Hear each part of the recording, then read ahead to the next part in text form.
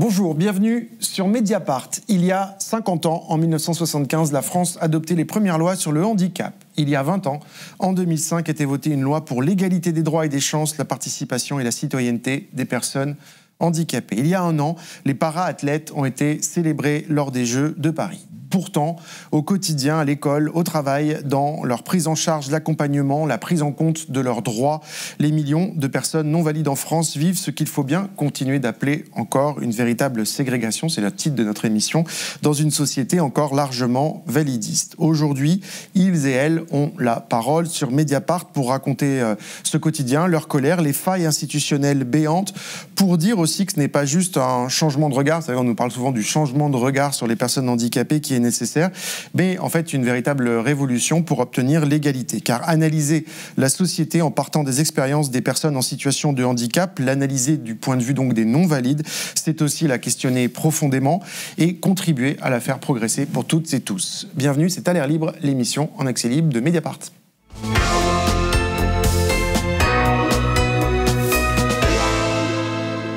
À l'air libre, l'émission en accès libre donc de Mediapart. Le site d'information Mediapart est disponible sur toutes les plateformes de podcast et en replay sur la chaîne YouTube de Mediapart. Ces émissions en accès libre, elles ont un coût, évidemment. Elles ne sont possibles que grâce à vos abonnements. Et donc, si vous le pouvez, abonnez-vous à Mediapart à partir d'€1. Mediapart, média totalement indépendant, sans actionnaire ni aide publique. C'est bien aussi de le rappeler. Vous verrez dans cette émission défiler de nombreux articles et enquêtes de la rédaction publiés récemment sur les questions liées au handicap. Ils sont signés Mathilde Goannec, Marie Turcan, Cécile Hautefeuille, Caroline Coq-Chaudorge, Briska Borel, Clotilde Degastine, Nicolas Cheviron et bien d'autres encore.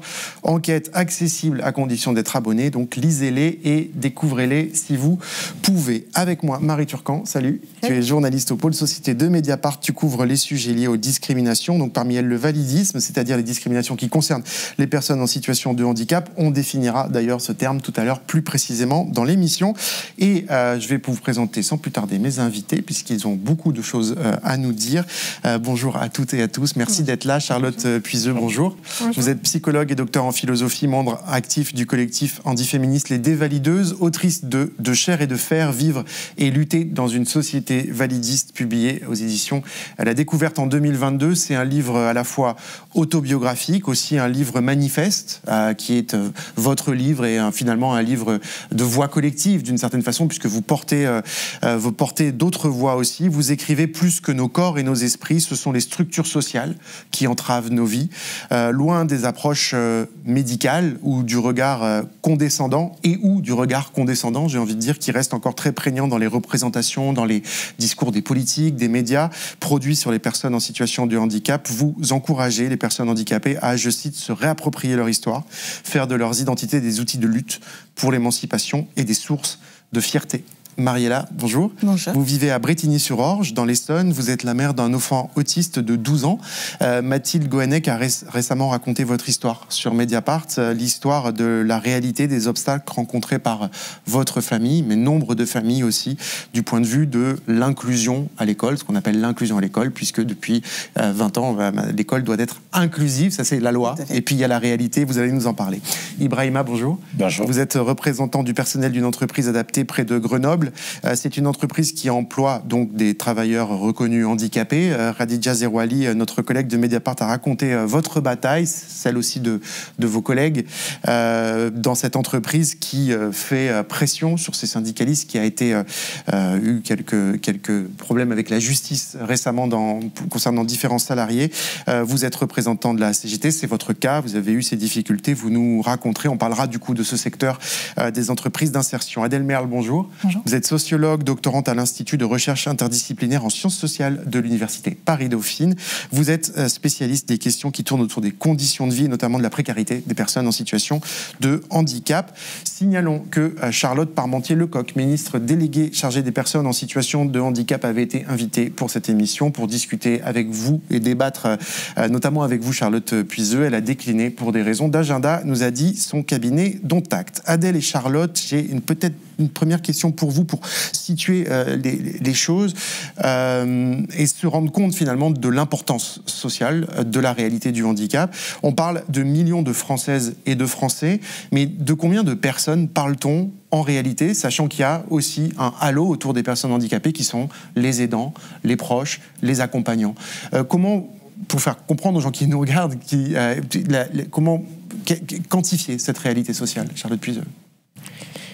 C'est en effet compliqué parce qu'il y a des personnes qui sont administrativement reconnues handicapées, mais il y a aussi toutes les personnes qui ne sont pas administrativement et qui pourraient l'être, parce qu'il y a des handicaps qui sont encore pas forcément intégrés à la catégorie de personnes handicapées. Et c'est pour ça aussi qu'on parle de catégorie sociale, parce qu'on voit à travers les époques que certains types de maladies peuvent rentrer dans la catégorie de handicap, peuvent en sortir à d'autres périodes, puis re-rentrer. Ouais. Donc en fait, on voit comme ça qu'il y a des personnes qui, à des moments, se trouvent exclues aussi de cette catégorie. Donc c'est en effet difficile de donner un chiffre précis. Et puis il y a d'autres stigmatisations aussi, peut-être que mes collègues en parleront, par exemple comme le racisme, qui interagit avec ces questions-là. Et nous, par exemple, dans notre enquête dont Marie a pris la suite, on va en parler un peu plus tard, oui. Des cas où des personnes racisées nous expliquaient qu'elles n'avaient même pas eu accès à des diagnostics des personnes handicapées, parce qu'il y avait aussi du racisme au sein des MDPH, par exemple, ou du sexisme aussi, pour les personnes sexisées. Donc c'est en effet très difficile. Un cumul d'oppression, c'est aussi ce qui est au cœur de votre livre, d'ailleurs. C'est ça. Donc c'est en effet très difficile de donner un chiffre exact. On a les chiffres officiels que les MDPH, les catégories que les MDPH donnent de personnes handicapées, mais ça va bien au-delà, et ça interroge constamment, en fait, sur justement qu'est-ce que c'est qu'être handicapé. Qu'est-ce que c'est qu'être valide? On a des maladies aujourd'hui, par exemple, dont on parle, comme la fibromyalgie, comme la maladie des nerfs dans l'os, qui sont encore des maladies difficiles à être diagnostiquées. Du coup, les personnes ont du mal à avoir être identifiées comme personnes handicapées, alors que ça a de forts retentissements dans leur vie quotidienne. Donc voilà, donc c'est vraiment interroger aussi la société dans son ensemble sur qu'est-ce que c'est que la validité et qu'est-ce que c'est que le handicap. Vous dites qu'on trace souvent une frontière binaire entre justement le handicap et la validité, et qu'en fait c'est beaucoup plus complexe en réalité. C'est beaucoup plus complexe, surtout au vu aussi des moyens techniques qui peuvent être parfois mis en place pour compenser les handicaps, ou pas mis en place justement. Ouais. Je pense qu'on va en parler beaucoup aujourd'hui, justement c'est le défaut de mise en place. Donc voilà, c'est en effet des sujets philosophiques, éthiques, qui interrogent notre société. Adèle Merle, comment, sur cette question de la quantification, et on entend bien ce que dit Charlotte Puiseux évidemment, mais comment faire comprendre l'importance de cette question sociale en fait? La question de la quantification, elle revient souvent parce que donner un chiffre, on a l'impression que ça fait exister cette catégorie, c'est le support aussi des revendications. Et pourtant, les chercheuses ne s'accordent pas sur un chiffre parce que, comme l'a très bien dit Charlotte, en fait, il y a différentes façons de compter cette catégorie, à la fois les personnes qui se revendiquent comme personnes handicapées, qui portent donc cette identité, le décompte des institutions, de la MDPH notamment, et différentes façons de compter par... Les MDPH sont les maisons départementales, qui s'occupent des guichets uniques dans les départements. Exactement, pour l'accès aux droits des personnes handicapées. Et aussi la façon comptée par la statistique publique qui, en fait, essaye de s'intéresser à des limitations d'activité modérées, à des limitations d'activité fortes. Et donc, ça recoupe... donc, en fait, c'est plein de sous-populations qui se recoupent pas complètement. Et en plus, il y a aussi la question de savoir où s'arrête le handicap, où commence la dépendance et la vieillesse. Et en fait, c'est aussi des arbitrages de se dire, quand est-ce qu'on arrête de compter comme personne handicapée et qu'on compte comme dépendance-vieillesse, qui est aussi un découpage fait par les politiques publiques. Et donc, on nous le demande souvent, c'est très difficile de donner un chiffre. En tout cas, ça peut aller de 6 à 8% de la population pour des personnes ayant des limitations fortes dans leurs activités du quotidien depuis plus de 6 mois, qui est un des indicateurs de l'INSEE et de la statistique publique en général.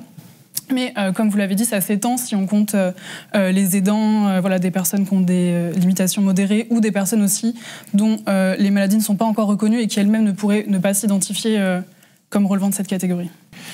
Marie, je l'ai dit au début de cette émission, 50 ans de loi sur le handicap. De façon synthétique pour lancer cette émission, si c'est possible, quel bilan on peut tirer aujourd'hui ?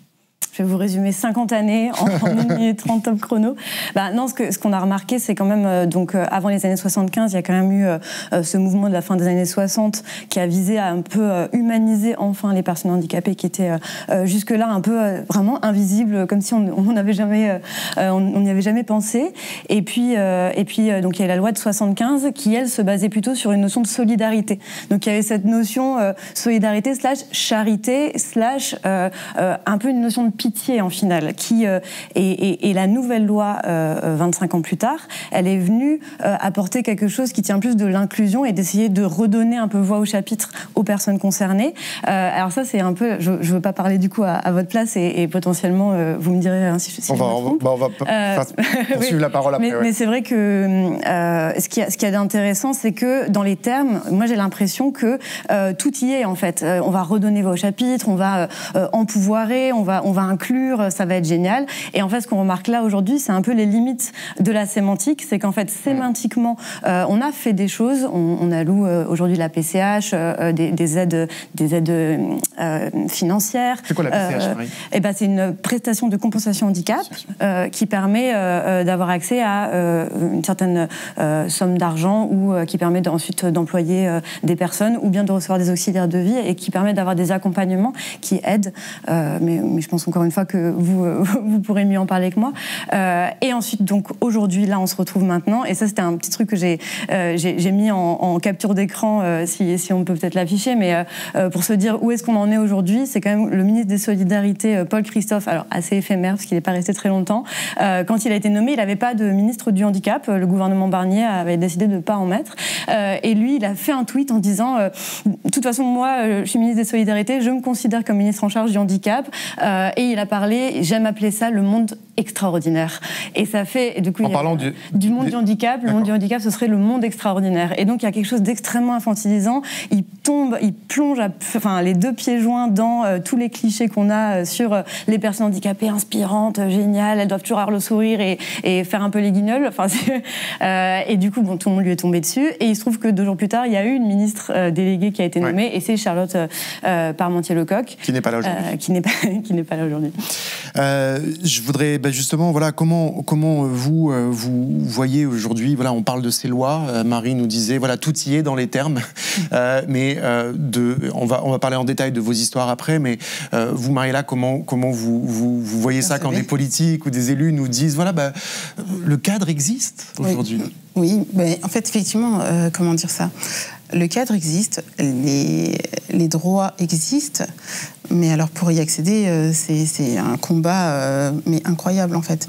Et même quand on finit par avoir ce droit, donc cette notification MDPH qui nous dit c'est bon, on confirme que vous avez ce droit, c'est très bien, on a un papier. Mais après, pour réellement avoir le droit en question, c'est-à-dire que ne serait-ce que moi, c'est le CESAD, ça fait depuis 2020 que j'ai une notification. C'est un type d'établissement, le CESAD. Tout à fait, le CESAD, c'est des accompagnements pour les enfants, que ce soit sur du médical ou du scolaire. Et du coup, oui, il y a droit, mais non, on n'a pas de place. Oui, c'est le droit sur le papier, puis le droit réel, le droit effectif. C'est ça. Ouais. Et donc, du coup, ça fait depuis 2020 que j'attends qu'ils puissent intégrer un CESAD et que tous les ans, voire régulièrement, je dois contacter pour dire on en est où ? Il est toujours sur liste d'attente, madame. Oui. Donc voilà. Donc oui, effectivement, il y a des choses qui existent. Après, dans les faits, c'est pas si simple en fait. Ouais, alors on va venir après sur cette question justement de l'espace public, la question du travail, la question de l'école. Mais vous, Ibrahima, comment vous voyez les choses à la fois dans votre parcours ? C'est-à-dire est-ce que vous avez le sentiment justement que ces lois elles permettent de changer des choses, que la société, y compris donc dans ces cadres institutionnels, est devenue plus inclusive, ou est-ce que au quotidien, vous, en tant que personne directement concernée, vous en voyez les limites ? Et je parle pas juste de l'expérience dans votre entreprise là. Je vais dans le sens de Marie. Je pense que réellement, elle est très très importante, ce que vient de dire Marie. Vous savez, je préfère employer un mot qui est d'une connotation personnelle. Je préfère dire réellement des personnes en situation de handicap. Je nous vois comme ça. J'emploie pas souvent le mot handicapé parce que ça me gêne. Donc je préfère dire des personnes en situation de handicap parce que c'est pas du fatalisme en fait de ce qu'on a. Un handicap, c'est quelque chose qu'on peut l'avoir aujourd'hui ou demain on l'a pas. Deux fois, on peut comment dire, de naissance, on peut être une personne en situation de handicap. Mais au cours de la vie, on peut avoir des circonstances de la vie qui peuvent être accidentelles, qu'on devient une personne en situation de handicap. La question aujourd'hui au niveau de l'État, elle vient de le dire réellement que la question d'handicap aujourd'hui, les lois, c'est législatif. Qui parle des lois parle du législateur. Le législateur, c'est qui? C'est l'État. C'est l'État aujourd'hui qui nous met ces lois. Mais l'État ne va pas au bout de ces lois. Parce que l'État ne suit pas. Qui parle de loi doit savoir réellement l'application des lois. L'État fait des lois, mais l'État ne vérifie pas l'application des lois. Comme elle vient de le dire, aujourd'hui, on a une reconnaissance en situation de handicap quand on dépose un dossier au niveau de la MDTPH. Cet département réellement, c'est une maison réellement qui est départementale. Parce que dans tous les départements en France réellement, on a ces personnes-là réellement qui nous reconnaissent comme des personnes en situation de handicap. Mais il faut passer par qui? Il faut passer par les différents médecins. Il faut avoir déjà une reconnaissance des médecins. Et ces médecins qui nous aident réellement à faire ces dossiers. Il y a des personnes aussi qui ne sont pas accompagnées pour faire ces dossiers-là auprès des maisons départementales, plutôt, pour faire des reconnaissances pour nous. Donc aujourd'hui, on se trouve démunis réellement pour cette reconnaissance pour des personnes en situation de handicap. Adèle et Charlotte, on a choisi le titre d'un dossier de Mediapart, d'un dossier d'article de Mediapart qui existe déjà. Le titre de Handicap, la ségrégation continue pour cette émission. C'est évidemment un mot très fort qui implique une séparation imposée par les structures de la société. C'est un terme que on assume puisqu'on l'a mis. Voilà. Est-ce qu'il vous paraît juste, et est-ce que vous avez envie, il y a d'autres adjectifs que vous avez envie d'utiliser pour justement résumer là où on en est aujourd'hui sur la prise en charge des personnes en situation de handicap? Oui, le terme me paraît assez juste. C'est pas celui que j'emploie le plus du fait, je pense, de mon cadrage d'objets d'études, mais en tout cas pour l'espace public dont on parlera plus tard, je crois, pour le logement, je pense que ça s'applique particulièrement et c'est éclairant. Je sais que, et je pense, comme Charlotte, on en reparlera, mais moi je m'intéresse au handicap comme un rapport de domination, ce qui permet aussi de l'inclure dans la matrice des autres rapports de domination, notamment genre, classe et race. Mais donc oui, et là tout ce qui a été abordé, c'est parlant, et justement cet enjeu d'effectivité des droits, et d'être des sujets de droit pour les personnes handicapées. Donc on n'y est pas encore, et donc voilà, il y a une question aussi d'être un peu des citoyens, citoyennes de seconde zone quand on n'a pas le même accès à l'espace public, quand on n'a pas le même accès même au droit de vote, que ce droit de vote n'est pas effectif, ou aux droits sociaux. Donc, le dossier me paraît... Oui, c'est intéressant de le resituer dans toute l'effectivité des droits qui concerne finalement l'ensemble du champ social et énormément de questions en réalité, même l'accès au vote, c'est un bon exemple. Charlotte Puiseux, comment vous qualifieriez, voilà, c'est le point où on en est aujourd'hui? Alors, je serais peut-être un peu moins optimiste, je ne sais pas. Je pense en effet qu'il y a eu des avancées, mais cette loi de 2005... elle est malheureusement arrivée déjà très tard, en fait, si on la replace dans le contexte international. Elle garde de nombreuses traces encore de la médicalisation, du modèle médical du handicap, de la charité, etc. Alors, elle mélange, en fait, les apports internationaux qui étaient déjà là, que la France connaît, en fait. Elle a signé des traités internationaux avec le modèle des droits humains, notamment, du handicap. Mais du coup, elle essaye, dans cette loi, un peu de mixer les deux aspects. Donc, certes, il y a des avancées, mais ça reste, malgré tout, assez en retard par rapport à ce qui se fait au niveau international. Et après, je suis d'accord que même sur ce qui a pu être fait, il y a une réalité entre ce qui est sur le papier, dans la loi, et les droits effectifs. Donc déjà, ça, on a du mal à l'obtenir. Ça, je suis tout à fait d'accord. Sur le peu de droits qu'on a réussi à avoir dans cette loi, aujourd'hui, ces droits ne sont pas effectifs. Il y a déjà ce premier point, qui est évidemment un énorme problème, dont on reparlera aussi, parce qu'il y a une véritable privation de droits qui existent déjà, mais qui ne sont pas effectifs. Mais en plus, au-delà de ça, cette loi, elle reste quand même assez oui, assez faible, en fait, par rapport à ce qui devrait déjà se faire en France. Puisque vous avez la parole, on est au début de l'émission encore, il faut définir ce qu'on entend par validisme. C'est toujours pareil, hein, quand on parle de discrimination, quelle qu'elle soit, des gens vont nous dire tout le temps encore un mot en isme, donc de quoi vous voulez parler précisément. Pour le coup, comment définir ce que c'est et pourquoi, pour vous, cette grille de lecture, elle est particulièrement importante pour interroger la société dans son ensemble? Comment vous le définiriez de façon relativement rapide? Rapidement, c'est le validisme, c'est le système de domination que subissent les personnes handicapées et qui va vraiment toucher toutes les sphères de leur vie quotidienne. C'est vraiment important de montrer que ce n'est pas juste un pan de la vie quotidienne qui est impacté, mais vraiment l'ensemble de tout ce qui fait notre vie quotidienne d'être humain. Donc je ne vais pas faire une liste, mais voilà, parce que ça serait forcément exhaustif. Mais voilà, c'est vraiment tout ce qui fait votre vie. Pour une personne handicapée, ça va être impacté. Et les personnes handicapées vont subir des discriminations.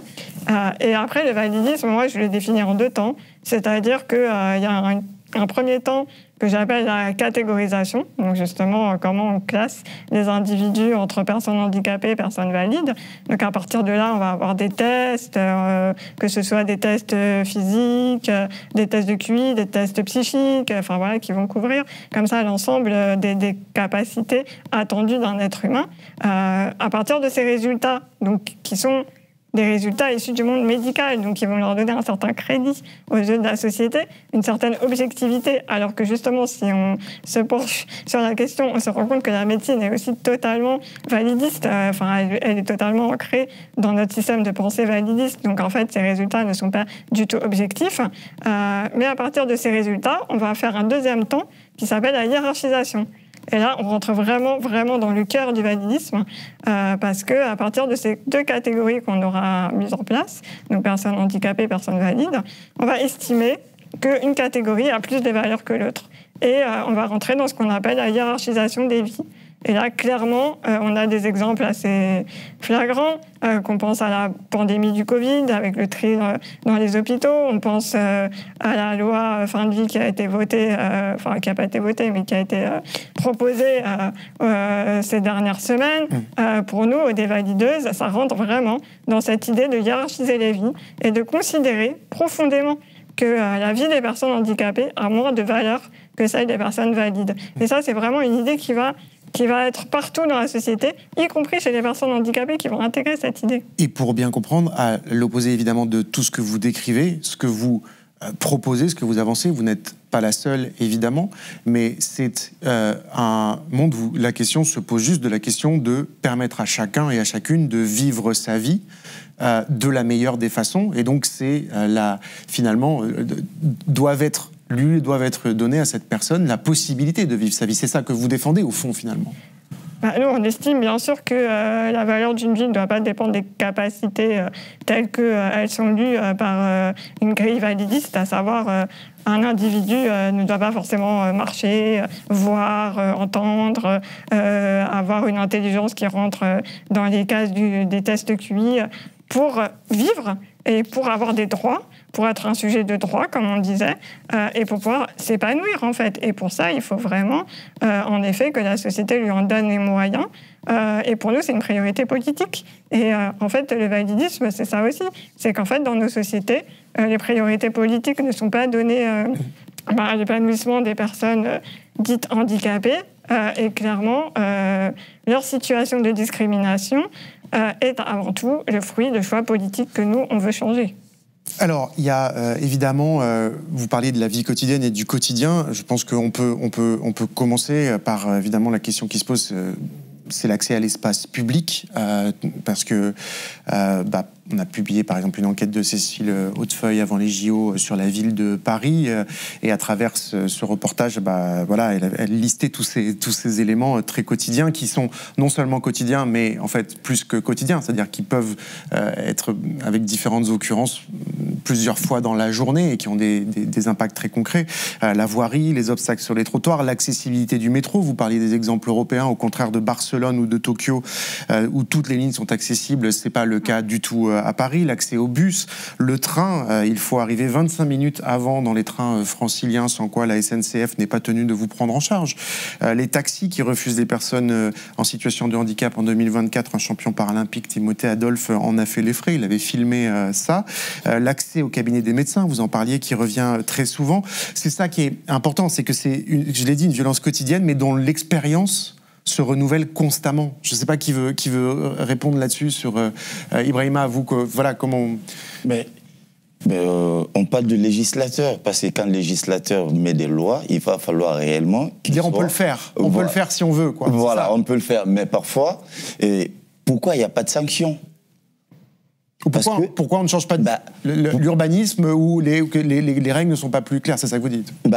Parce que c'est pas clair, parce que on pense réellement que c'est des choses qui sont faciles. En fait, la notion en fait de l'handicap, quand on parle des personnes en situation de handicap, tel qu'un exemple, quand une personne se présente devant vous, il dit « Ah, j'ai une association qui emploie des personnes en situation de handicap. » Vous voyez déjà ce rapport? T'as une personne comme quelqu'un de sociable. Ouais. Tu te dis, ouais, ça c'est une belle personne. Ouais. C'est quelqu'un qui emploie en situation d'handicap. Ah ben, vous savez que réellement, ma femme est une personne qui est en mobilité réduite. Tu vois ce rapport, tu te dis, ah, oui, lui c'est une belle personne. Mais dans la réalité, c'est pas ça. Ouais.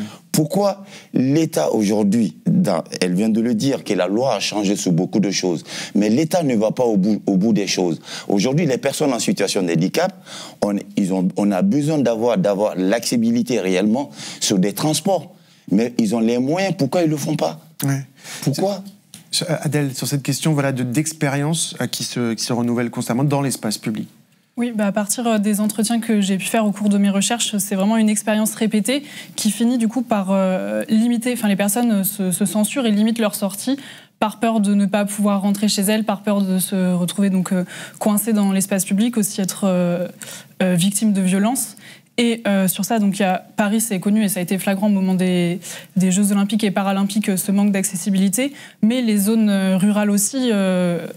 il y a aussi un manque d'accessibilité dans ces zones rurales des espaces publics, et donc ça fait beaucoup de personnes à mobilité réduite et handicapées profitent moins en fait de ces espaces et des services publics parce qu'elles n'y ont pas accès et parce qu'elles ont peur de ne pas pouvoir rentrer chez elles, de s'y retrouver coincées.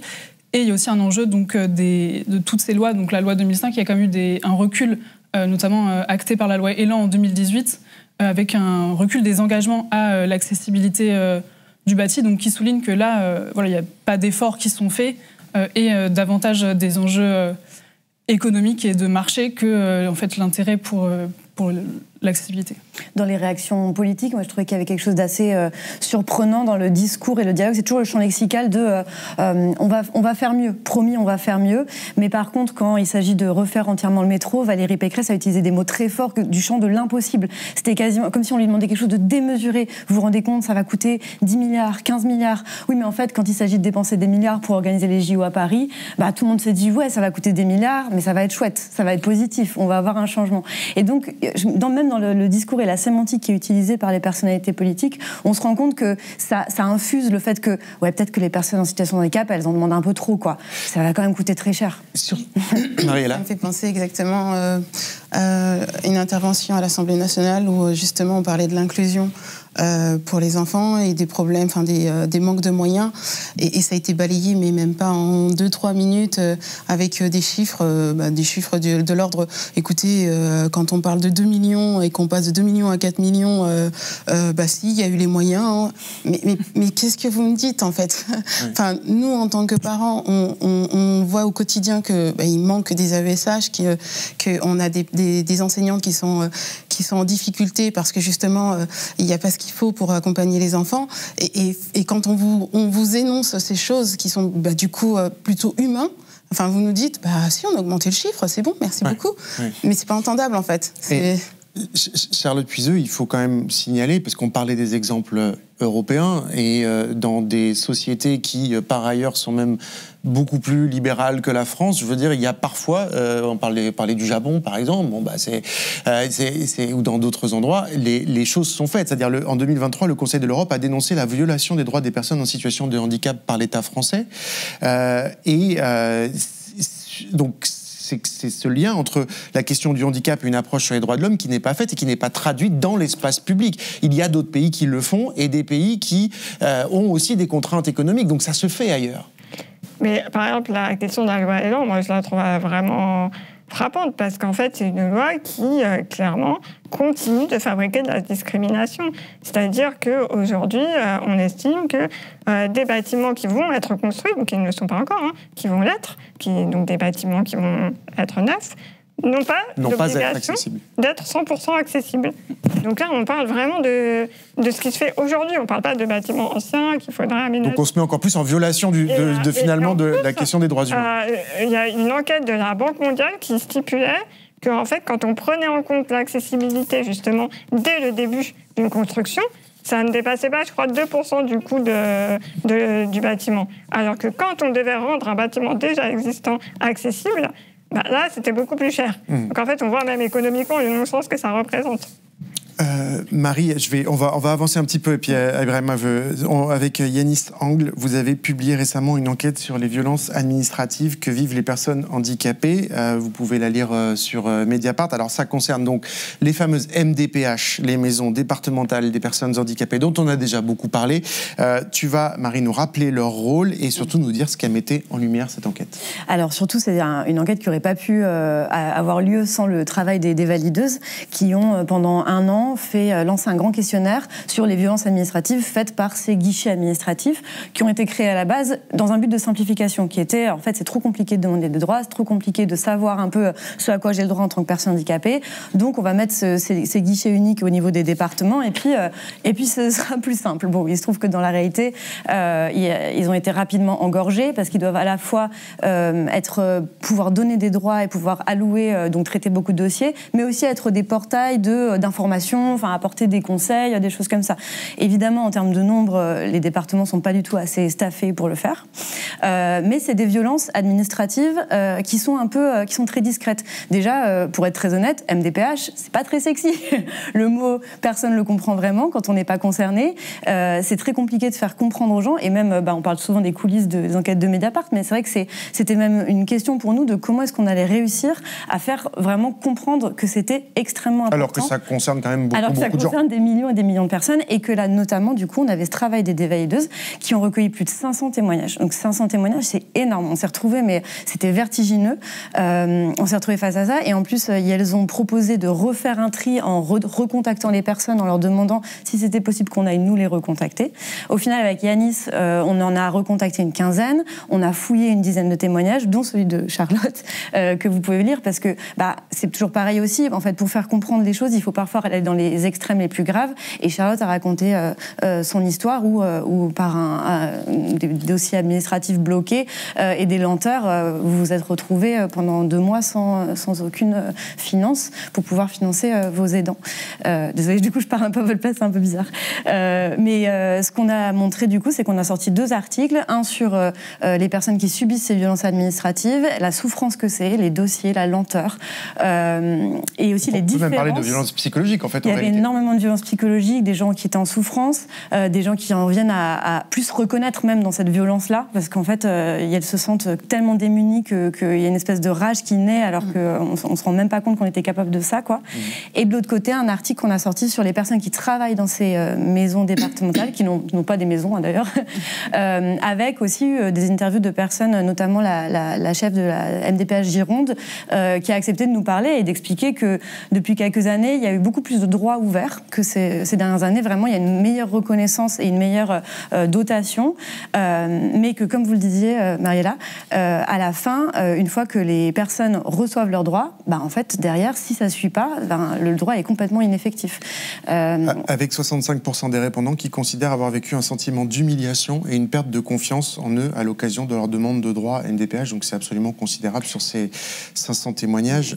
Justement, puisque Marie vous a tendu la perche, Charlotte, vous aviez témoigné donc avec d'autres dans cette enquête. Alors, l'histoire telle qu'elle est racontée pour vous, elle est fascinante à deux endroits. C'est d'abord dans ce que vous allez nous raconter, c'est-à-dire le parcours absolument dingue pour faire valoir ses droits et la façon dont ça se résout, qui est qu'en fait, parce que vous avez une plateforme, que vous êtes une personnalité publique, à partir du moment où vous alertez sur la situation, en 3 jours, finalement, une solution est trouvée. Mais ça veut dire qu'un continent de gens, eux, n'ont pas cette perspective-là.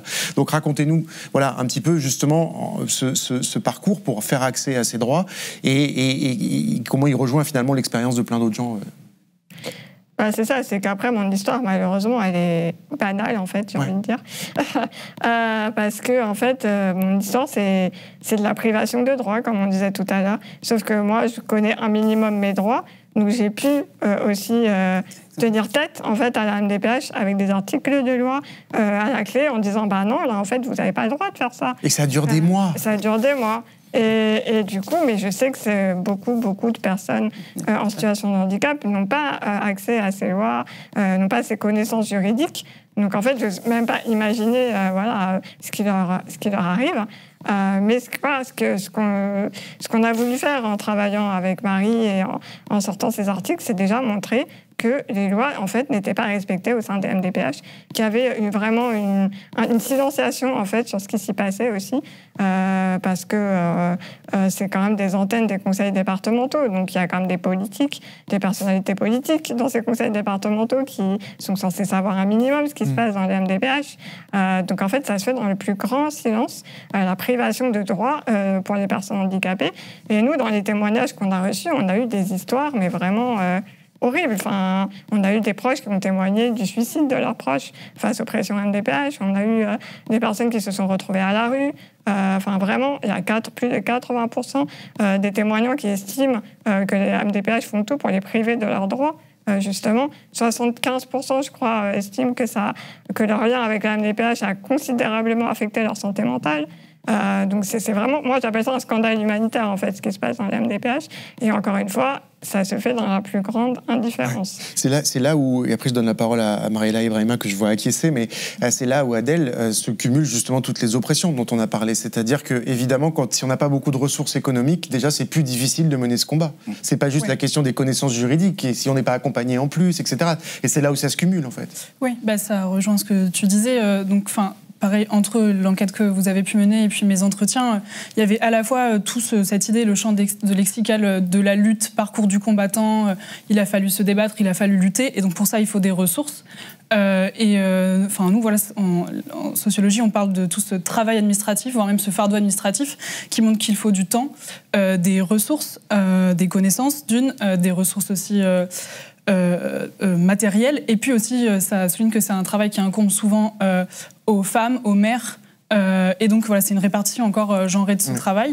Et un autre élément au sein de mes enquêtes, c'était tout le champ lexical de la chance et de l'aléa. En fait, quand les personnes obtenaient leurs droits, ça relevait du régime de la chance. Or, c'est l'opposé d'un droit, en fait. C'est que la chance, c'est quand ça nous arrive, mais qu'on ne s'y attendait pas, qu'on n'était pas sûr. Ces droits, c'est pas la loterie, quoi. Voilà. Ça devrait pas en fait, c'est comme ça que ça ressortait.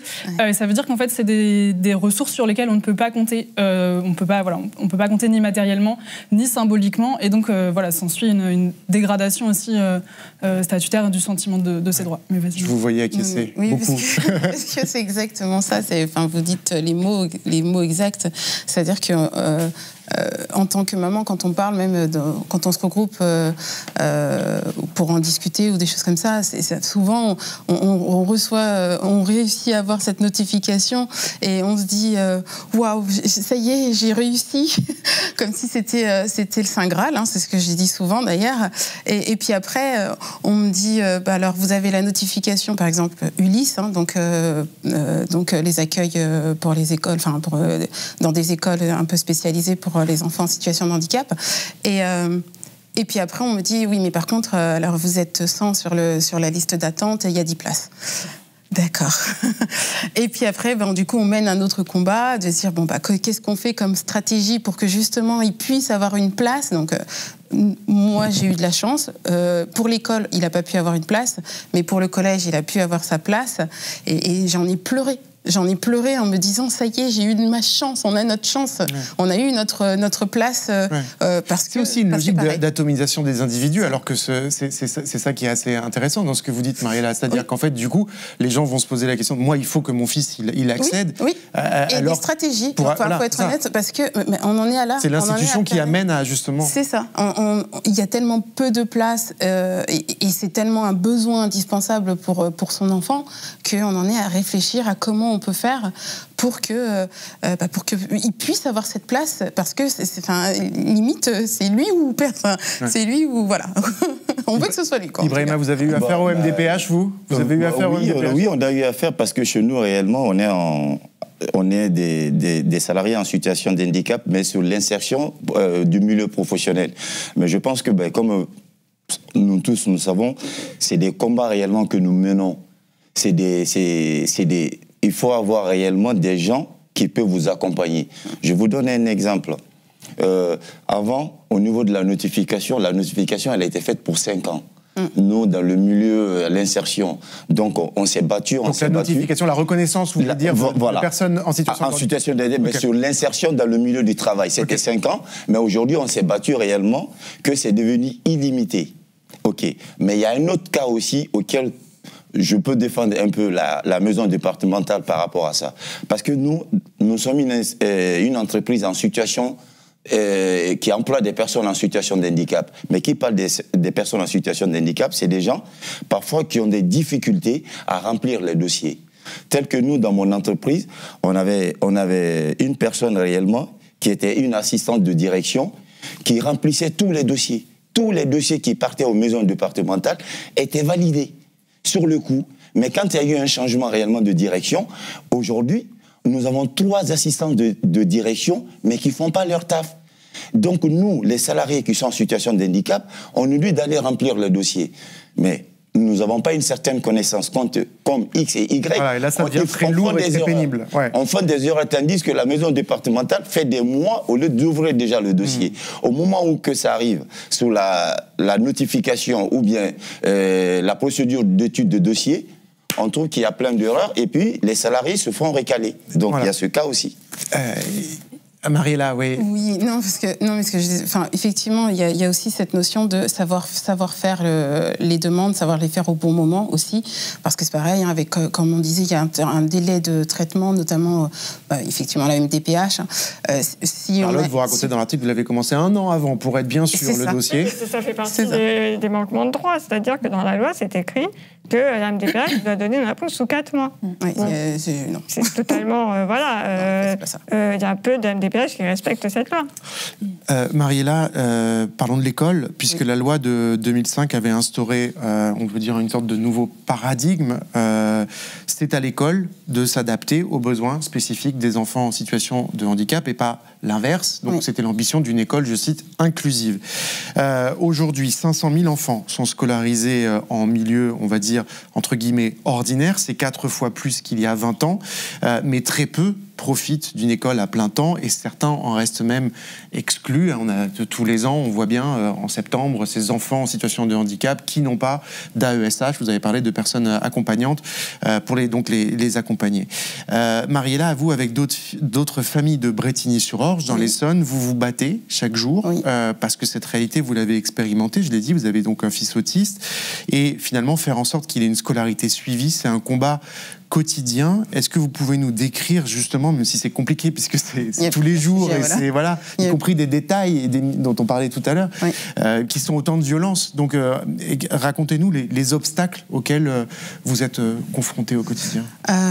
Alors on en a de nombreux, hein, mais je veux dire tout au long du parcours, c'est-à-dire qu'à partir du moment où justement on constate, parce que là du coup, pour être honnête avec vous, c'est justement l'équipe scolaire qui m'a alertée sur les différences de Xilan et ses difficultés.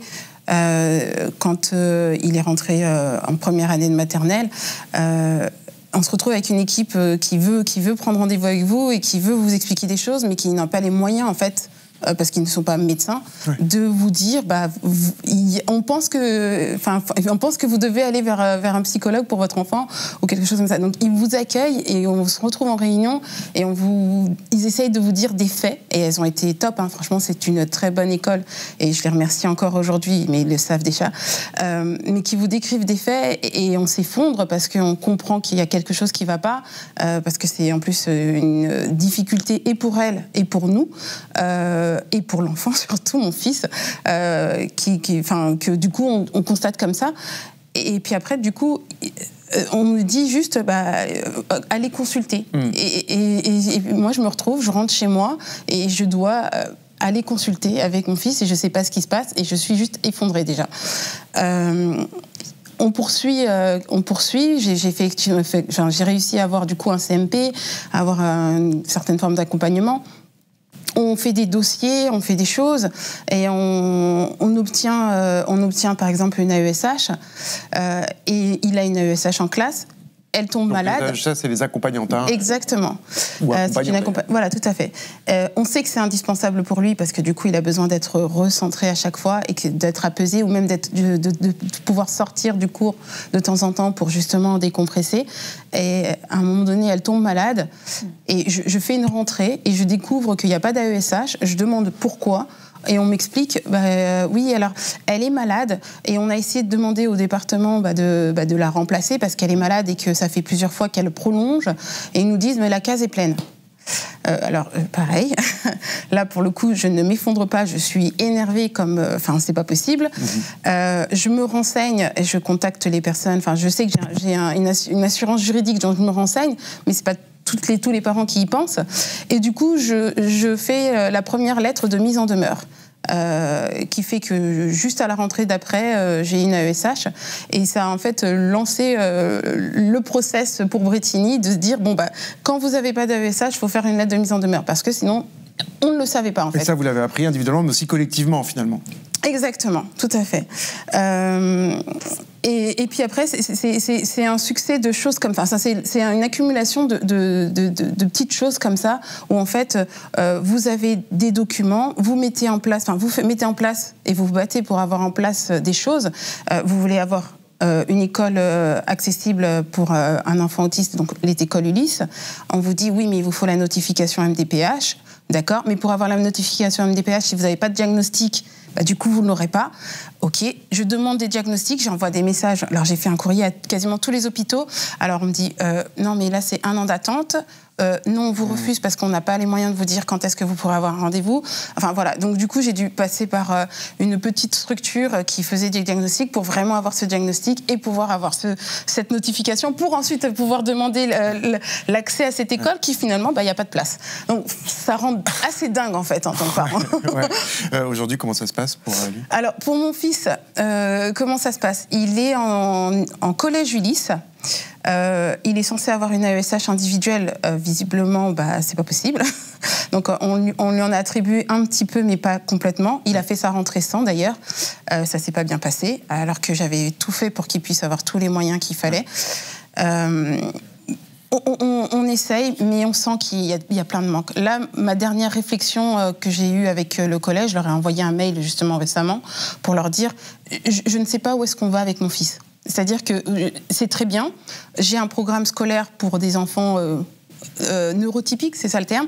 J'ai un programme scolaire pour les enfants neurotypiques. Mon fils ne rentrera pas dans ce programme scolaire. Il ne pourra pas suivre l'ensemble des choses. Il a des projets. Il veut pouvoir créer des jeux vidéo. Comment je peux l'accompagner et comment on peut l'accompagner ? Qu'est-ce qu'on peut faire ? Quelles sont les attentes minimales pour ça ? Marie, comme le montrent plusieurs articles qu'on a fait récemment, l'école est une institution qui n'est pas forcément outillée formés pour accueillir au mieux ces élèves? Oui, j'allais rebondir. C'est vrai que dans l'article de ma collègue Mathilde Gouanec, qui vous a rencontré, qui a rencontré d'autres personnes, elle a aussi rencontré des professeurs. Tout à fait. Et on sent aussi cette souffrance, cette difficulté à accueillir dans les classes des enfants qui sont très compliqués à accueillir quand on n'a pas les moyens de le faire. Par exemple, il y a le rapport de la Cour des comptes qui est sorti en 2024, qui montrait que, en fait, maintenant, on met un peu tout sur le dos des AESH. Si on avait un maximum d'AESH, c'est bon, ce serait réglé. Mais en fait, on n'entend pas parler du nombre d'élèves par classe qui augmente chaque année. On ne parle pas de la vie qualitative, en effet, des enfants qui sont concernés. Dans le rapport de la Cour des comptes, j'ai lu qu'il disait que les enfants réussissaient moins, les enfants en situation de handicap réussissaient moins, même quand ils étaient dans des classes, parce qu'en fait, vous l'avez dit, en fait, les programmes ne sont pas autant adaptés. Et puis les AESH, Mathieu t'a dit, les accompagnantes et les accompagnants, en fait, c'est souvent quand même des femmes qui sont sous-payées et qui sont parfois sous-formées. Et donc ça crée aussi un autre truc de tout remettre, toute cette responsabilité. C'est un poids énorme sur leurs frêles épaules. Alors même si le nombre augmente, et c'est vrai que je crois que c'est devenu le premier poste de dépenses avec l'éducation nationale après les profs, en nombre d'employés, ça reste très minimal. Et donc ce rapport de la Cour des comptes, il est intéressant parce qu'il dit quantitativement, on y est, c'est pas mal, le nombre d'élèves augmente, on est dans les clous, quoi. Mais en fait, qualitativement derrière, la qualité de vie et ce qu'on propose après comme perspective à ces enfants, on n'y est pas du tout, quoi. Adèle, vous voulez dire quelque chose? Je veux aussi rajouter qu'il y a un rapport très récent du défenseur des droits sur l'éducation et l'orientation au sein de l'institution scolaire, qui mentionne justement qu'il y a tout un volet sur le handicap et qui souligne ce manque de moyens général et aussi le manque de formation des professeurs qui ont l'air d'avoir une bonne expérience mais qui jouent justement dans cet aiguillage vers les MDPH et aussi comme toujours la persistance, c'est ce qu'on disait en tout début d'émission, d'une vision un petit peu fataliste du handicap et donc des professeurs qui ne demandent pas et ne s'intéressent pas réellement au projet des élèves et qui supposent potentiellement à leur place donc tout au long de la scolarité ce qui est le mieux pour eux, donc potentiellement en fait des orientations aussi dans des voies professionnelles qui pour des élèves, selon les différents types de handicap, ne peuvent pas du tout leur correspondre. Et donc on a une persistance de ces représentations qui les orientent dans des secteurs spécifiques. Mais je suis dans le collectif Enseigner sans enseigner, et franchement, effectivement, il y a donc des AESH, des enseignantes, et quand on discute, même quand elles sont très impliquées, elles manquent de moyens en fait tout simplement, mais pas forcément, je parle pas forcément de moyens financiers, c'est-à-dire qu'elles manquent d'accompagnement. Elles peuvent vouloir demander écoutez voilà, cet enfant-là il est dans ma classe, je veux bien moi faire des choses et mettre en place des choses, mais je n'ai pas toutes les connaissances et ou tous les moyens pour pouvoir faire l'accompagnement, et puis j'ai aussi d'autres élèves qui sont là, et en fait on m'a juste mis les choses comme ça et merci, au revoir en fait. Donc voilà. Charlotte Puiseux, j'ai une question. Oui, mais... Juste pour dire par rapport à ça, par rapport à ce fameux chiffre aussi d'augmentation des élèves handicapés scolarisés, et aussi à remettre en perspective. Parce que, comme on le disait tout à l'heure, il y a aussi beaucoup d'enfants qui n'étaient pas considérés comme handicapés il y a quelques années, qui rentrent aujourd'hui dans cette catégorie, qui font donc augmenter ce chiffre, ce qui ne veut pas forcément dire toujours qu'il y a plus d'enfants handicapés scolarisés en milieu ordinaire, parce qu'à l'inverse, dans les institutions spécialisées, il n'y a pas de baisse de la scolarisation des enfants handicapés dans les institutions spécialisées. Donc ça interroge aussi. C'est ce que vous êtes en train de dire, parce que ça rejoint aussi d'autres thèmes, c'est-à-dire ça rejoint en fait cette discussion-là, on peut la voir en fait ça concerne vraiment la question du validisme en réalité, parce que en réalité aujourd'hui, ce que vous dites aussi, c'est que en fait on est en train d'organiser des catégories entre des gens, soit les gens sont valides, soit ils sont autre chose, et que du coup là alors le soin devient plus difficile et donc les moyens sont moins là. C'est un peu, on est au cœur de cette discussion là quand même. Oui, après, le validisme, comme on l'a dit, il est partout, donc y compris bien sûr dans le milieu scolaire, où voilà, tout le personnel, évidemment, et encore une fois, même nous, même les enfants handicapés, grandissent dans ce validisme et intériorisent ces idées de dire, est-ce que j'ai vraiment ma place dans le milieu ordinaire, est-ce que c'est vrai que je vaux autant que les autres, enfin, je veux dire, c'est le dénigrement que les enfants, et même après les adultes, bien sûr, handicapés, ont d'eux-mêmes, et il est évident évident. On le connaît tous en tant que personne handicapée. C'est cette idée de se demander est-ce qu'on vaut vraiment autant que les autres. Et ça, c'est du validisme qu'on a intériorisé. Donc, évidemment, à l'école, les enfants handicapés souffrent de ce validisme, souffrent des conditions d'accès évoquées. Et encore une fois, de dire qu'il y a plus d'enfants handicapés scolarisés, que ouais, c'est trop bien, on arrive à augmenter les chiffres, c'est vraiment à remettre en question, quoi. Pour toutes les raisons évoquées, dans quelles conditions, combien d'heures par semaine, avec quel accompagnement. Moi, je ne vais pas revenir là-dessus sur la condition des AESH, etc.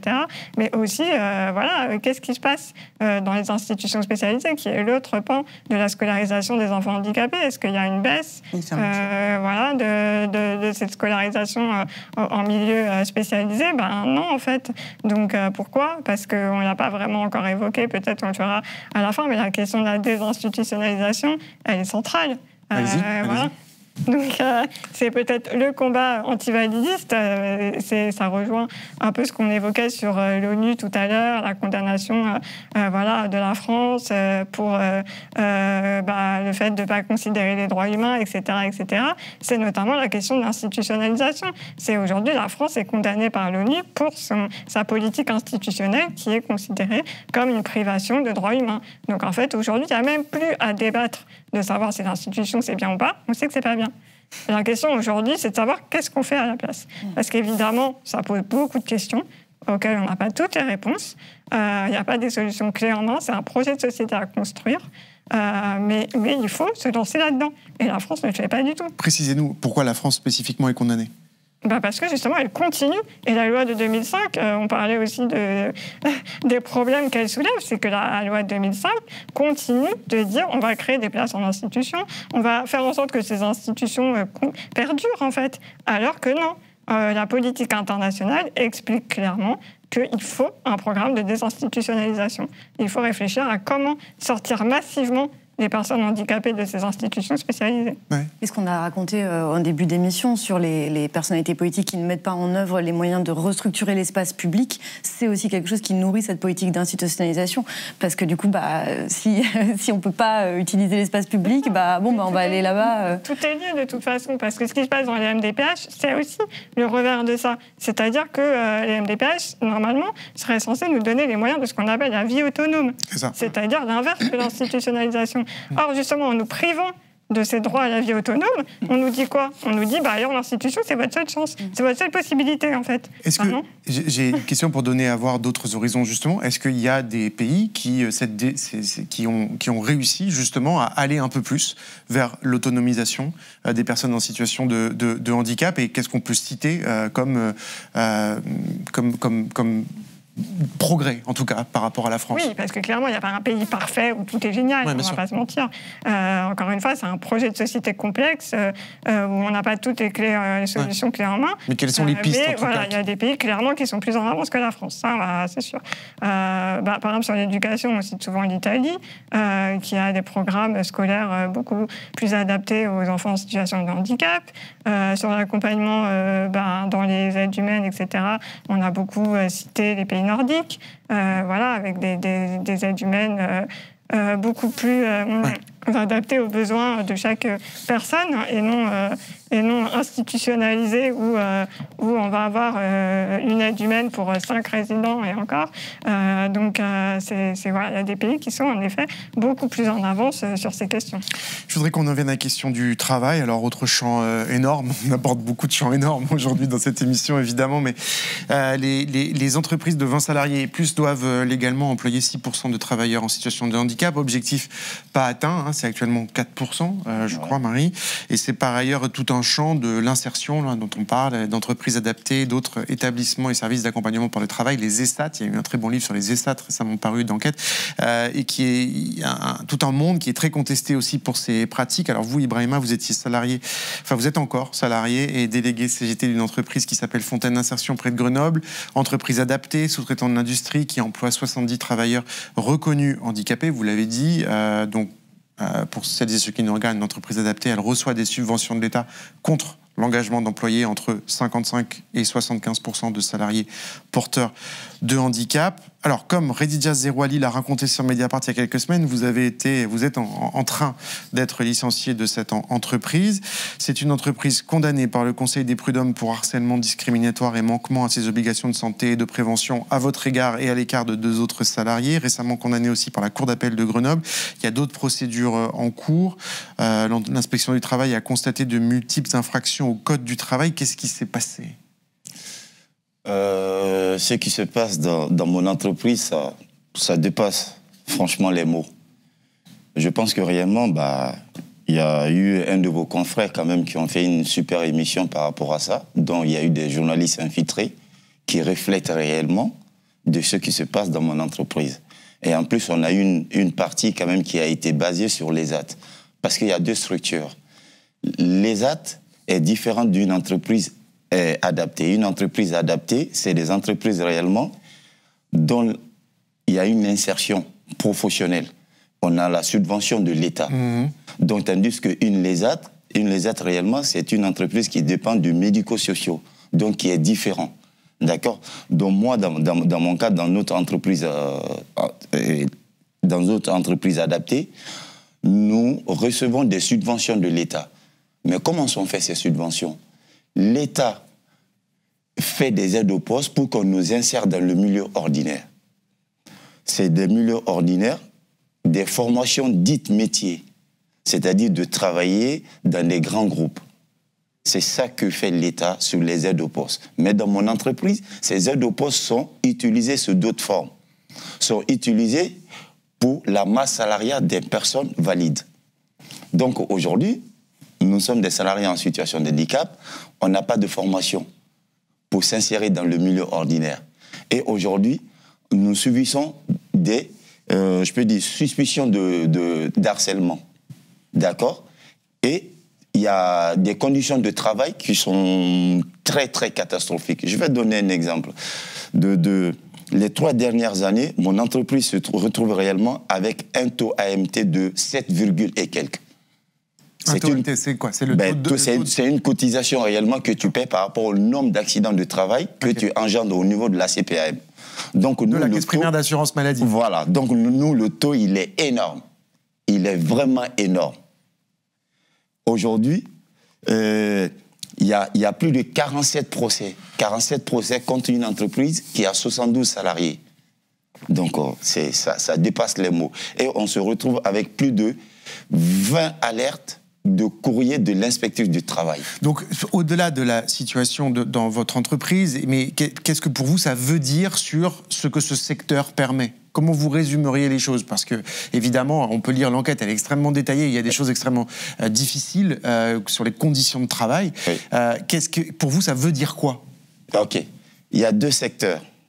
Aujourd'hui, mon entreprise est une entreprise qui dépend de la métallurgie, c'est-à-dire la sous-traitance industrielle, avec des grands groupes. Je ne sais pas si je peux me permettre d'aller dessus, sur le nom des grands groupes. Bah oui, bien sûr. Voilà, des grands groupes. Je donne un exemple. Nous avons Schneider et Caterpillar. Ce sont des bienfaiteurs. C'est des gens réellement, quand tu vois leur entreprise, on emploie des personnes en situation de handicap, mais au détriment de notre santé. Avant, c'était des taxes, mais aujourd'hui, c'est devenu des cotisations. Des cotisations, on parle des 6% pour l'emploi des personnes en situation de handicap. Mais ces grands groupes profitent de nous. C'est devenu de l'esclavagisme moderne. Les mots, ils sont lourds. Esclavagisme moderne? Oui. C'est de l'esclavagisme moderne de ce qui se passe dans ces entreprises adaptées, comme mon entreprise. Un exemple, Schneider, il y a une de ces chambres réellement qui a généré des TMS. Des TMS, c'est des maladies musculo-squelettiques. Effectivement. Qu'est-ce qu'on fait?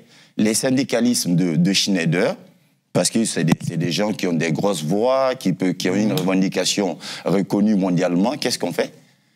Ils annoncent réellement la fermeture de cet atelier. Et Schneider, qu'est-ce qu'il fait? Il sous-traite, il envoie cet atelier dans mon entreprise. Donc, vous imaginez? Donc, il envoie ça et avec un prix plus bas. Ça fait 12 ans que les prix n'ont pas été augmentés chez Schneider. Et c'est normal. Parce que nos différents directeurs, c'est des directeurs qui viennent de Schneider. Adèle Merle, vous travaillez sur les conditions économiques, je dis, des personnes en situation de handicap. Je l'ai dit, il y a eu des enquêtes, il y a eu des reportages sur cette entreprise en particulier, mais sur d'autres, sur tout ce secteur en réalité. Est-ce que, quand il nous dit, Ibrahima, moi je parle d'esclavage moderne, en quoi ça rejoint finalement l'analyse qu'on peut faire de ce secteur? Je ne sais pas si vous utiliseriez les mêmes mots, mais en tout cas, à quoi ça fait référence pour vous? Alors, je ne suis pas spécialiste de ce secteur en particulier, mais oui, pour ce qui est des ESAT, les personnes qui travaillent en ESAT n'ont pas les mêmes droits que les travailleurs et les travailleuses qui travaillent en milieu ordinaire. Et en fait, ça rejoint plusieurs questions. Il y a l'enjeu, donc les personnes handicapées, c'est quand même un statut assez spécifique. Elles ont à la fois un droit au non-travail en raison du handicap, donc qui leur permet d'avoir des moyens de subsistance sans travailler, et à la fois aussi un droit à l'emploi qui est vu comme un moyen d'insertion et un moyen d'avoir des ressources. Sauf que, donc, d'une, il y a beaucoup de personnes que j'ai pu rencontrer qui n'accèdent pas à l'emploi en raison de discrimination et de barrières. Et pour certaines qui y accèdent, les questions de comment en fait ce travail, cet emploi maintient ou aggrave des situations de handicap, parce qu'en fait le travail est aussi producteur, dégrade la santé et peut être producteur de handicap. Et donc oui, ça reflète pas mal des enquêtes. Aussi, il y a une enquête assez récente dans la fonction publique hospitalière qui souligne qu'en fait la cadence de travail et toutes les injonctions qui sont faites aux personnes qui travaillent, donc valides et handicapées, dégradent les états de santé et compliquent les possibilités d'ajustement et de maintien en emploi pour les personnes handicapées. Charlotte Puiseux, est-ce que, en entendant le témoignage d'Ibrahima, est-ce que, comment vous raisonnez avec ce qu'il vient de dire? Je trouve qu'il a très bien dit les choses. Ouais. Je ne sais pas si je pourrais dire mieux, en fait. Mais quand il parle d'esclavage moderne, vous iriez jusque-là? Oui, moi, je n'ai pas travaillé. Alors, ça a encore plus de poids quand c'est une personne qui a travaillé dans ces structures qui en parle. Moi, je n'y ai pas travaillé, mais donc j'ai un point de vue plus sociologique, on va dire, de chercheuse qui s'est intéressée un peu à ces questions. Et de militante, mais voilà, je partage son point de vue et son constat. Et voilà, quand on parle d'ailleurs des travailleuses et des travailleurs, par exemple, en ESAT, c'est un contresens, en fait, parce que ce ne sont pas considérés légalement comme des travailleurs et des travailleuses, ce sont des usagères et des usagers de structures médico-sociales. Donc, ce qui les sort totalement du cadre juridique de la loi du travail. Donc, en fait, il peut se passer tout et n'importe quoi, et ils sont payés en dessous du SMIC, ils n'ont pas les droits qui concernent les travailleurs et les travailleuses. Donc, je trouve que c'est assez parlant sur la façon dont on considère ces personnes qui, en plus, ont des rendements parfois supérieurs à ce qui pourrait se faire dans des usines de personnes valides. Donc, c'est d'ailleurs parfois une fierté.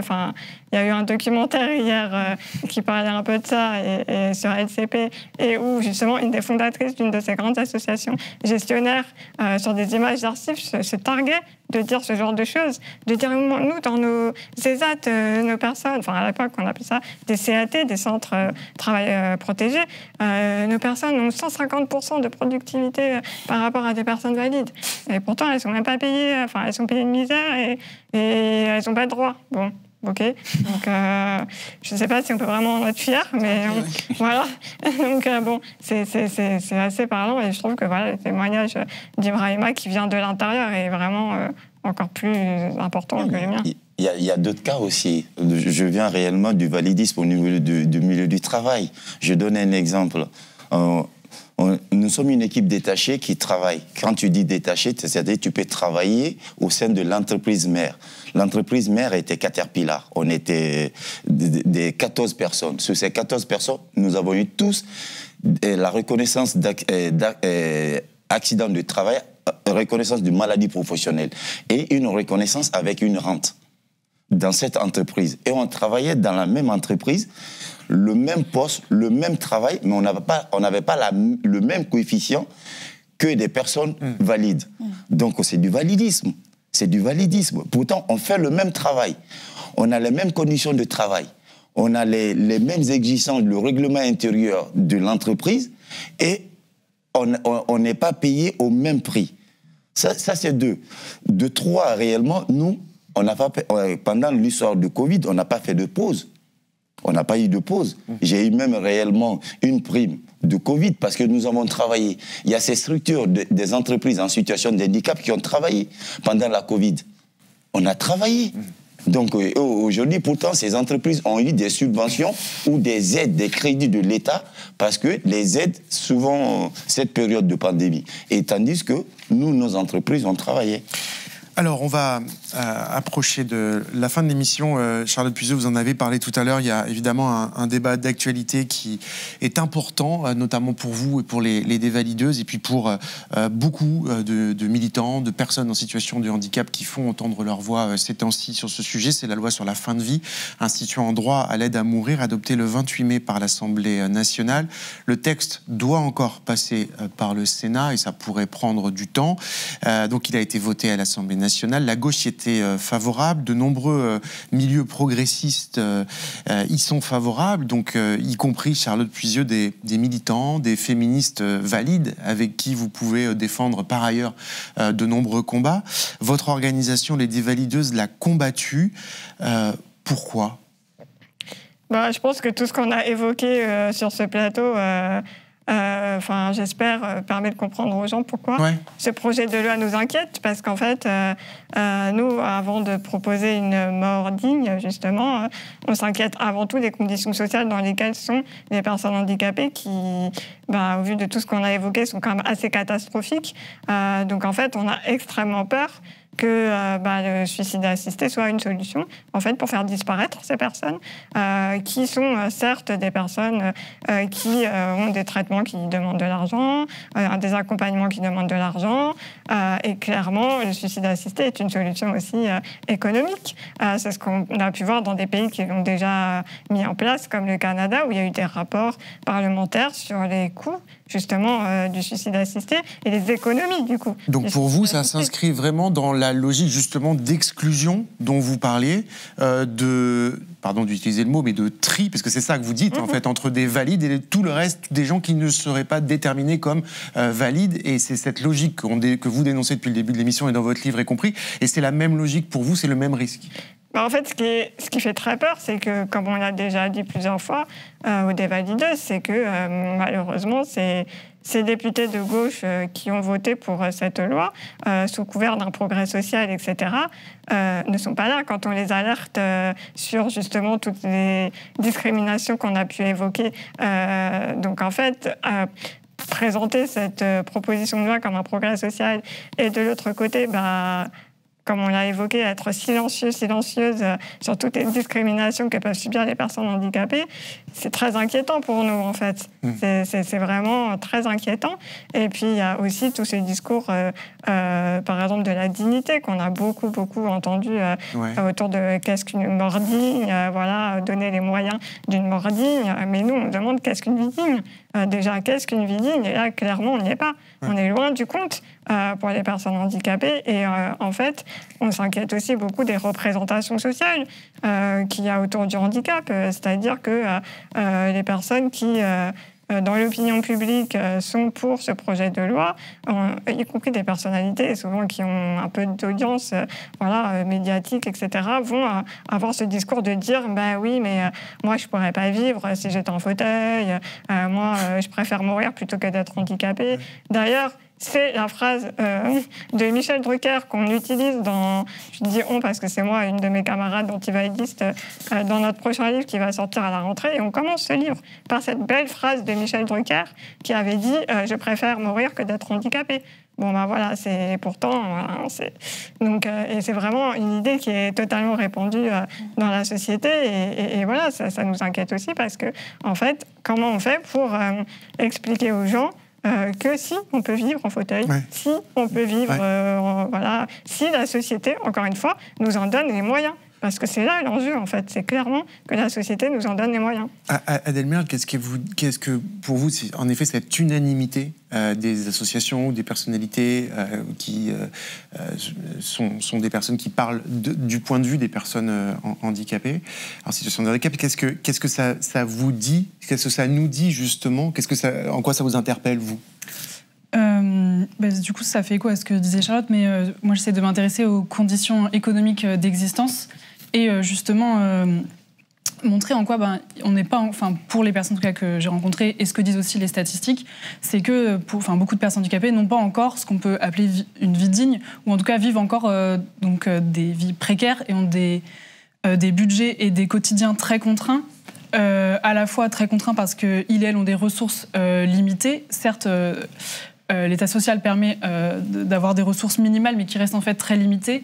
Et les personnes handicapées doivent aussi faire face à des dépenses contraintes, beaucoup plus importantes, des dépenses contraintes en lien avec le handicap. Oui. Et donc, un budget de dépenses plus élevé que celui des personnes valides, qui a été estimé par divers statisticiens à environ 30% de leurs ressources qui seraient allouées au handicap.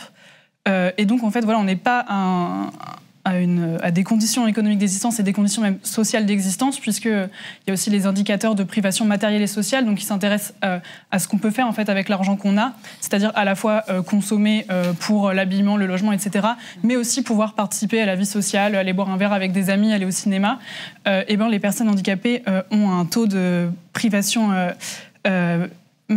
économique et sociale très élevé, ce qui souligne qu'ils et elles vivent des vies contraintes au quotidien. Et ce qui est aussi un angle de mes recherches, se projettent relativement négativement dans l'avenir, ce qui est en lien avec leurs conditions d'existence, c'est-à-dire qu'ils n'ont pas les moyens à la fois économiques, mais aussi les supports en termes de politique publique. Dans les entretiens, on me dit « mais je vois bien en fait qu'on va couper les robinets ». Donc déjà que les lois ne sont pas satisfaisantes en l'état, mais en plus on va couper les robinets. Et donc les personnes qui ont besoin de se rendre aux urgences, les personnes qui ont besoin d'aide sociale ou les personnes qui ont besoin d'utiliser certains services publics, et notamment donc, les personnes handicapées et vulnérables, vont être les plus touchées. Et donc en fait, si au présent... Là, ça rejoint justement la discussion qu'on a. Si au présent, en fait, la vie n'est pas...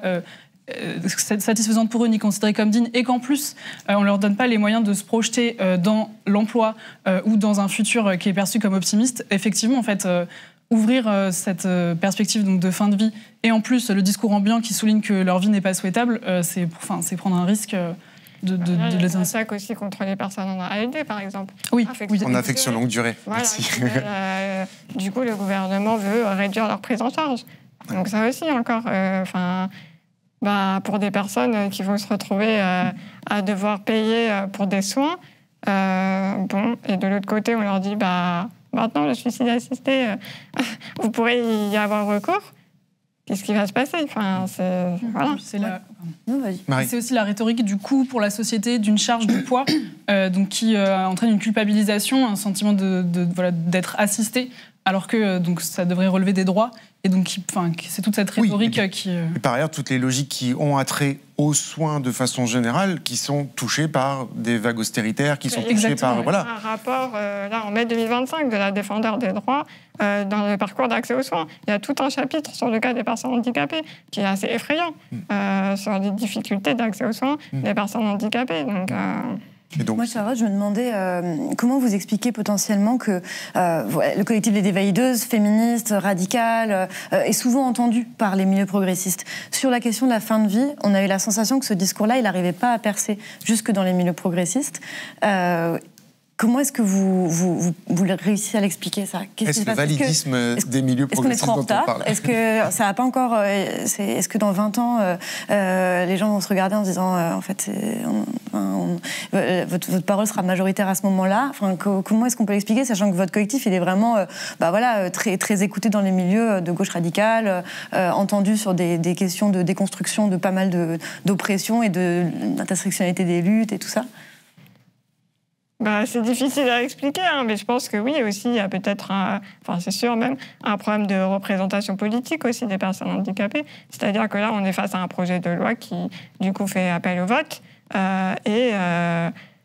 Et dans l'Assemblée nationale, il me semble que c'était évoqué hier dans ce fameux débat, puisqu'il y avait Sébastien Peytavi qui était invité, qui est le seul député écologiste de Dordogne qui est en fauteuil roulant. Et qui expliquait ce problème de représentation politique des personnes handicapées qui n'ont pas en fait la possibilité de faire entendre leur voix en fait et du coup de voter des lois qui prennent en compte leurs besoins, leur point de vue, leur vécu et ça c'est un vrai problème et le monde politique il est extrêmement validiste. Ça c'est sûr, extrêmement validiste comme il a pu être extrêmement sexiste mais il est extrêmement validiste et c'est clairement un problème qu'il faut déconstruire, le validisme en politique. Mais c'est compliqué, en effet. Ou alors qu'il se raccroche à des voix de personnes handicapées qui, pour le coup, étaient pour ou en faveur, ou par exemple Emmanuel Macron qui a été interpellé par quelqu'un une personne handicapée qui était pour la loi, et peut-être cette impression que du coup les politiques progressistes se raccrochent à ces témoignages-là en se disant mais si, regardez, en fait, le secteur des luttes contre les discriminations validistes, finalement, c'est des communautés qui sont pas d'accord et que du coup, c'est des voix plurielles, et du coup, ça empêcherait peut-être ce discours d'émerger. Enfin, je sais pas. Après, il y a quand même eu un des points positifs de toute cette séquence politique, on va dire, c'est que justement plusieurs collectifs antivalidistes ont réussi à se regrouper pour créer ce qu'on appelle du coup le front de gauche antivalidiste. Voilà, ce qui est une bonne nouvelle, hein, parce que je pense que c'est important que justement tous ces collectifs arrivent à travailler ensemble pour justement progresser dans l'agenda politique. Charlotte Puiseux, vous allez sortir un livre sur le sujet à la rentrée? En fait, c'est un pur hasard. C'est pour ça que c'est... Donc cette réflexion, elle se poursuivra dans un livre à la rentrée. On aura probablement l'occasion d'en parler. Je forcément penser à ça parce que nous, ce livre, on y travaille depuis plus d'1 an, donc bien avant la séquence politique de ces dernières semaines. Et forcément, c'est un sujet... Voilà, on a intitulé notre livre « Plutôt vivre ». Alors que c'était pas du tout, je vous dis, encore la séquence sur la loi fin de vie. Ouais. Donc c'est déjà, on sait qu'en tant que militante antivalidiste, que cette hiérarchisation des vies, elle est partout. On sait que la société entière est validiste. Et malheureusement, cette séquence politique sur la loi fin de vie, j'ai envie de dire, c'est qu'un exemple parmi tant d'autres. Ouais. Alors justement, c'est une façon de terminer cette émission. Vous parlez de ce moment de cette hiérarchisation des vies permanente. Peut-être que l'an dernier, au moment des Jeux olympiques et des Jeux paralympiques, il y a eu un moment où justement on a eu le sentiment que ça pouvait momentanément s'effacer avec la forte exposition des sportives et des sportifs en situation de handicap, des para-athlètes qui ont rempli les stades, qui étaient très visibles à ce moment-là. Il y a depuis Marie un certain nombre d'athlètes ou leurs accompagnants qui se disent ah oui d'accord, mais en fait c'était probablement une parenthèse. On va écouter Charles Renard. En 2024, aux Jeux paralympiques de Paris, il était sur la piste l'accompagnant du sprinter non-voyant Timothée Adolphe. Ensemble, ils ont remporté la médaille d'argent du 100 mètres. 1 an plus tard, vous allez entendre Charles Renard sur Ici Mayenne, le 5 juin. Il regrette les promesses non tenues. Bon, c'est vrai que passer un coup de gueule comme ça, c'est peut-être pas la meilleure des manières, mais malheureusement, c'est la seule façon d'être entendu, parce que quand on en parle directement aux fédérations, ils disent oui, mais derrière, il n'y a rien qui est fait. Mais le message derrière, c'est surtout, vous parlez partout d'héritage dans les journaux, dans les médias. C'est bien, c'est un beau mot, héritage. Mais cet héritage qu'on nous a tant vanté, pour vous, c'est du passé. C'était du vent. Ah, mais oui, pour moi, c'était du vent. Pour moi, c'est totalement du vent, puisqu'on n'en voit pas la couleur, nous, de notre côté. Et même après, niveau partenaire, sponsor, etc., beaucoup, malgré la médaille, n'ont pas re-signé. Après, il y a une conjoncture économique qui fait que... Mais l'héritage, il est assez compliqué là-dessus, oui. Voilà, donc Charles Renard sur l'héritage des Jeux Olympiques. C'est évidemment ce qui reste après les Jeux Olympiques, les infrastructures, la sortie des conditions meilleures d'entraînement ou de vie pour les sportifs. Là, il nous dit... Marie, au diapason de beaucoup d'autres, en fait, voilà, là, c'est la désillusion. En fait, à tendre l'oreille, il y a 1 an, au moment des Jeux paralympiques, on entendait déjà les personnes qui luttent contre le validisme dire que changer le regard, ça veut rien dire, ça va pas durer, que on a beaucoup critiqué ce qu'on appelle le inspiration porn. Alors, c'est de dire c'est une inspiration, cette personne est un surhomme, regardez, il n'a rien et il fait tout. Enfin, on arrivait dans des trucs un peu délirants, quoi. Et c'est pour ça. Une forme de fétichisation. Il y a une fétichisation et puis il y a quelque chose de et ils ont quand même le sourire. Il y a vraiment une espèce d'héroïsation qui du coup c'est aussi de la discrimination et c'est aussi des stéréotypes finalement qui renforcent le validisme. Et il y a en effet du coup les personnes à qui j'ai pas pu parler qui étaient athlètes paralympiques disent bon il y a quand même eu des infrastructures qui elles restent dans le dur. Oui on a construit des choses. Par contre les moyens ne sont plus là et j'ai une citation de la ministre Marie Barzac, qui était à l'époque au JO, en charge des JO, mais qui maintenant est ministre du Sport, qui disait ce n'est pas qu'on les oublie, c'est que les athlètes para, ce n'est pas qu'on les oublie, ce sont juste que les choses reviennent dans une autre dimension après les Jeux. Mais elles ne reviennent pas à ce qu'elles étaient avant. Mais c'est pas qu'on les oublie, mais quand même c'est vraiment pas pareil. Les sponsors ne sont plus là, globalement. Mais c'est vrai que c'est triste à dire, mais on le sentait venir en fait. Ce moment même, du moment des Paralympiques, on le sentait venir. Charlotte Puiseux, vous en parlez des Jeux dans votre livre, et finalement toute cette ambivalence-là dont on parle, en fait, vous la creusez déjà dans le livre dès 2022, donc c'est bien avant les JO de Paris, puisque vous dites justement, mon problème avec, je vous paraphrase, mais mon problème avec les Jeux paralympiques justement, c'est qu'ils entretiennent ce que vous appelez le mythe des capacités et cette idée d'une super-héroïsation. Dites-nous, du coup. C'est un peu ce que Marie évoquait, c'est-à-dire que dans la culture populaire, c'est vrai que la personne handicapée, elle va être soit la personne misérable, la pauvre personne au destin tragique, soit la personne super-héroïne. Et là, le ou la para-athlète, c'est vraiment l'archétype de cette super-héroïsation, de cette personne qui a transcendé son handicap. C'est cette phrase aussi journalistique qu'on entend beaucoup, qui est horrible. Voilà, parce que non, il n'y a pas de question de transcender son handicap. Mais justement, l'athlète paralympique, elle, c'est ce qu'elle va faire parce qu'elle va essayer, en fait, en tout cas au regard de la société, de se rapprocher des normes validistes, en fait. C'est un peu le Graal pour les athlètes paralympiques aussi, en tout cas dans l'imaginaire collectif, c'est de se rapprocher des performances des athlètes valides, tout en sachant au final que ça ne sera jamais possible.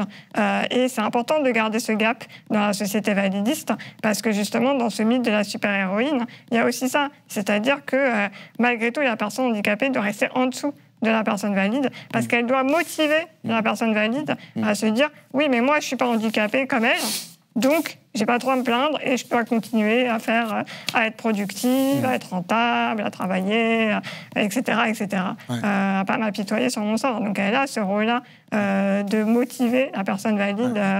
Donc il y aura forcément toujours un gap entre les athlètes paralympiques et les athlètes valides. Mot de la fin, peut-être, Mariella, qu'est-ce que vous inspire cette discussion là?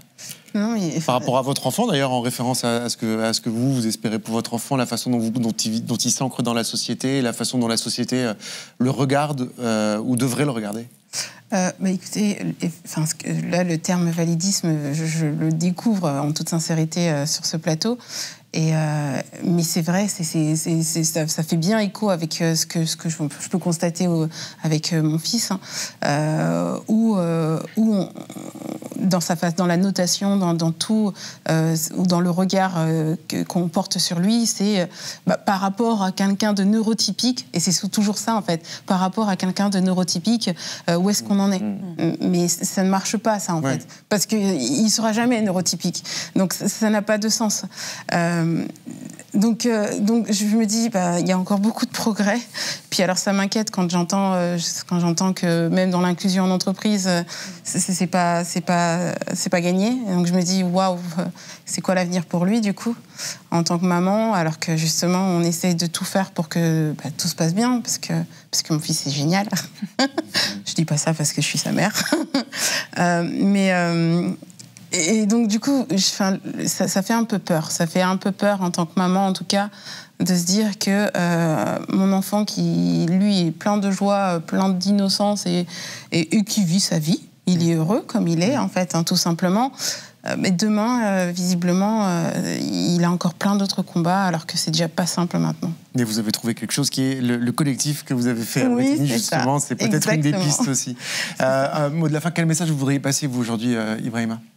Le message que je veux passer réellement, je lance un appel quand même au niveau de l'État par rapport au réveil des consciences et puis la prise de conscience.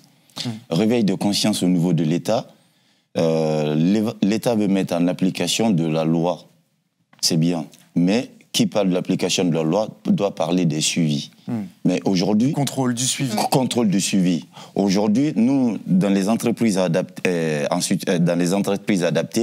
l'État donne des subventions. Ces subventions nous aident réellement à l'amélioration des postes, à nous insérer dans le milieu ordinaire, la formation des métiers dans le milieu ordinaire.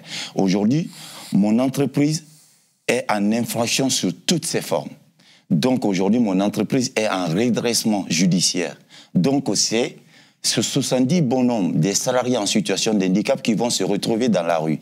Tandis que les personnes valides vont se retrouver dans les autres entreprises. Donc nous souffrons.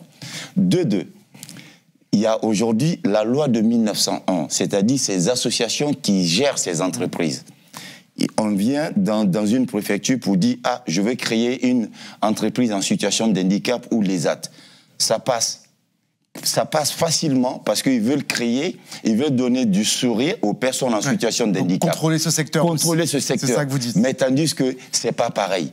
Parce qu'aujourd'hui, les salariés en situation de handicap souffrent physiquement et souffrent mentalement. Parce qu'il y a des violences physiques. Je donne un exemple. Nous, tous les délégués, tous les représentants du personnel, aujourd'hui, on a des suivis psychologiques. Aujourd'hui, il y a un représentant du personnel auquel que je profite réellement de passer l'appel, qui est M. Haït Abbas. Ça fait 3 ans, il a subi une violence physique d'un cadre. Et ce cadre n'a pas été même appelé, ni rien du tout. On lui a même donné des promotions. Donc, où on va? C'est pas du... Donc voilà. Donc, et contrôler ce secteur dont on parle. Voilà. Adèle, mot rapide de la fin et puis on conclut. Oui, c'était pour rebondir peut-être sur ce qui a été dit par rapport aux athlètes paralympiques, c'est que là, ça a été un moment où on a mis plus l'accent et les caméras sur celles et ceux qui faisaient des échappées, malgré une histoire tragique au début. Et en fait, on reste sous l'angle de cette histoire tragique, au lieu de s'intéresser à tous les éléments structurels, notamment les politiques publiques, qui construisent en fait ces difficultés, cette pauvreté donc, à laquelle moi je m'intéresse, de 1/4 des personnes handicapées vivent sous le seuil de pauvreté. Et donc voilà, on préfère regarder les échappées que les conditions de vie et que les conditions de vie pour accéder aux droits. Et donc c'est plus sur ça qu'il faudrait mettre l'accent. Merci beaucoup à toutes et tous les quatre, pardon, c'est la fin de l'émission. Merci à toi, Marie, merci d'être venue sur le plateau de Mediapart. Petit rappel, cette émission elle est en accès libre possible grâce à vos abonnements, donc si vous le pouvez, abonnez-vous à Mediapart. À très vite. Mais merci à vous aussi, parce que c'est vous qui mettez en lumière quand même le